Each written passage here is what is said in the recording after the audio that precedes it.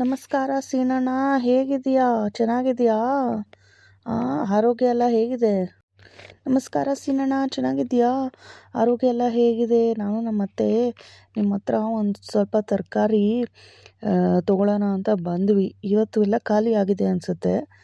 ನಾಳೆಗೆ ನುಗ್ಗೆಕಾಯಿ, ಬದನೆಕಾಯಿ, ಆಲೂಗಡ್ಡೆ, ತೊಂಡೆಕಾಯಿ ಮತ್ತು ಇದು ಗೆಣಸು ಎಲ್ಲ ಬೇಕಣ್ಣ. ನೀನು ತರಿಸ್ತೀಯ ತಾನೇ ಮಾರ್ಕೆಟಿಂದ?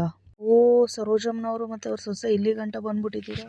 ನನಗೆ ಒಂದು ಫೋನ್ ಮಾಡಿದರೆ ನಾನೇ ತೊಗೊಂಬಂದು ಕೊಡ್ತಿದ್ನಲ್ಲವಾ, ಇಲ್ಲಿ ಗಂಟ ಯಾಕೆ ಬರೋಕ್ಕೆ ಹೋದ್ರಿ? ಪರವಾಗಿಲ್ಲ ಸೀನಣ್ಣ, ನಮಗೂ ಒಂದು ವಾಕ್ ಆದಂಗೆ ಆಗುತ್ತೆ ಅಂತ ಬಂದ್ವಿ. ಏನು ಯೋಚನೆ ಮಾಡಬೇಡಿ, ಎಲ್ಲ ನಾನು ತೊಗೊಂಬಂದು ನಾಳೆ ಕೊಡ್ತೀನಿ.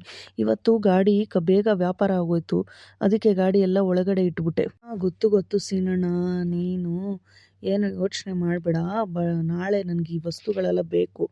ನಾಳೆ ಮನೇಲಿ ಒಂದು ಚಿಕ್ಕದಾದ ಒಂದು ಪೂಜೆ ಇಟ್ಕೊಂಡಿದ್ದೀವಿ.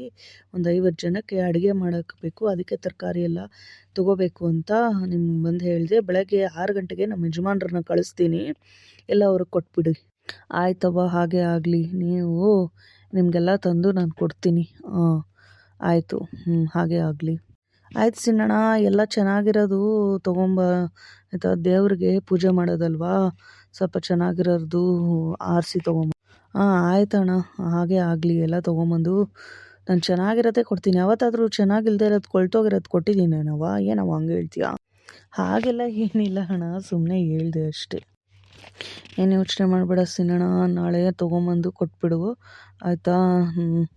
ಅದೇ ಇವತ್ತು ಅಡ್ವಾನ್ಸ್ ಏನಾದರೂ ಕೊಡಬೇಕಾ? ಇಲ್ಲ ಅಡ್ವಾನ್ಸ್ ಎಲ್ಲ ಏನಮ್ಮ, ಹಂಗೆಲ್ಲ ಏನು ನಂಬಿಕೆ ಇಲ್ವಾ? ನಾಳೆನೇ ಕೊಡಿವ್ರಂತೆ, ಪರವಾಗಿಲ್ಲ. ಆಯ್ತು ಸೀನಣ್ಣ, ಬೆಳಗ್ಗೆ 6 ಗಂಟೆಗೆ ನಮ್ಮ ಯಜಮಾನ್ರು ಇಲ್ಲ ನಮ್ಮ ಮಗನ್ನ ಕಳಿಸ್ತೀನಿ. ಎಲ್ಲ ತರಕಾರಿನೂ ಜೋಪಾನವಾಗಿ ಇಟ್ಬಿಟ್ಟು ಕೊಟ್ಬಿಡು.